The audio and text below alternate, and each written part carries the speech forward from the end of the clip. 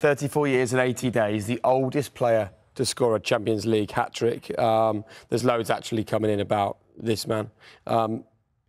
What is it that he's got that you love the most, Michael, when you watch him play? Class. I think he oozes class. I think he's got no gaps in his game. You look at other players and you think, yeah, great player. You know, people talk about them being the best and all the rest of it. But I just think his hold-up play is brilliant. He's excellent in the air. He's a great finisher. Rises to big occasions. I mean, this goal here is... Well, can I just take you back lovely. to that? I'll let you describe it. Watch him before the ball's kicked. Just stop it there. Watch Benzema here. Watch this. Before the ball's kicked.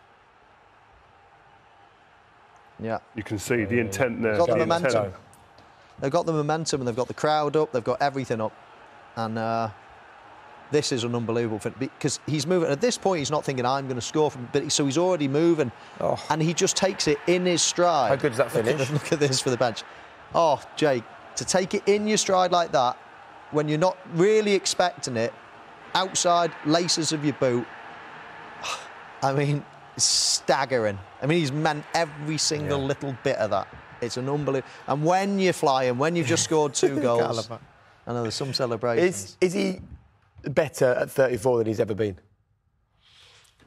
He's not regressing. I don't think you can be better at 34, personally. I know people say, you know, your prime is 26, 27, so everyone's different. But I find it hard to believe anyone's getting better at 34. But I think people slow down in different ways, and I don't think he's slowed down yet.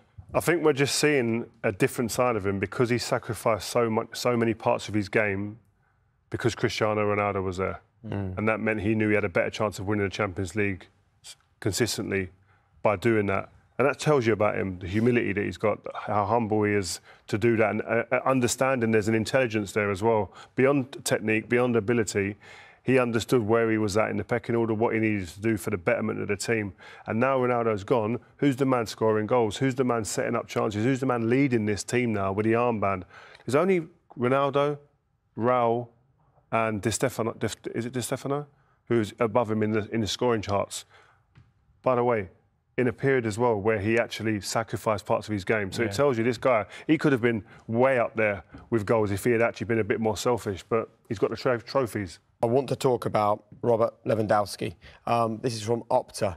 He's completed the earliest ever treble scored by a player in the Champions League from the start of a match, overtaking Marco Simeone back in 1996. Look, we are celebrating him, of course we are, but I still wonder whether, and maybe it's just because we exist in this bubble of English football and he plays abroad, whether he gets celebrated enough. 40 goals in 30 or too much, and that's the thing. You're right. I think with us being in the Premier League, you're always thinking, how strong is that German league? How strong? But then he does it in the Champions League, and of course, you know, you've got to give him all the credit due.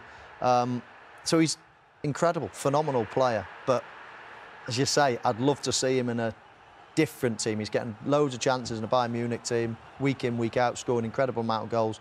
He is obviously absolute world class, but it's so hard to judge him. I'd love to see them all in the same place. Do you think he will want to come to the Premier League just so that people like you two will go, well, can we judge him until he's playing in the Premier League? That gets put to bed. But even then, I think the age that he's at as well, he's not a spring chicken. He's not a young up and coming striker like a Haaland. So even if he did come over and it didn't really work out for him, he's not at the actual prime time of his career. What I would say is, listen, got to judge him on what he's done, the body of work he's done. The last 7 years, he's got 40-plus goals in every single one of those seasons. It's a phenomenal rate. I don't care if you're in the Vauxhall Conference and you score 40-plus. It's unbelievable going. So, of course, he's world class. But I would love to see him. Who do you take, Mo? You're a striker. Who do you take? Lewandowski or Karim Benzema? I think they're the 2 best number 9s in the world right now. Would you add anyone to that? Would you add Harry Kane to that? Haaland as well, you'd probably add in. Who are you taking? If I was taking out of those 2, I'd probably take Lewandowski. Over Benzema? I think so. I think so. Wow. Probably. Look at that from Champions League, the most Champions League hat-tricks. Robert Lewandowski with 5. Little way to go till he catches up with Messi and Ronaldo. But listen, everyone's got a bit of a way to go before they catch up with those 2.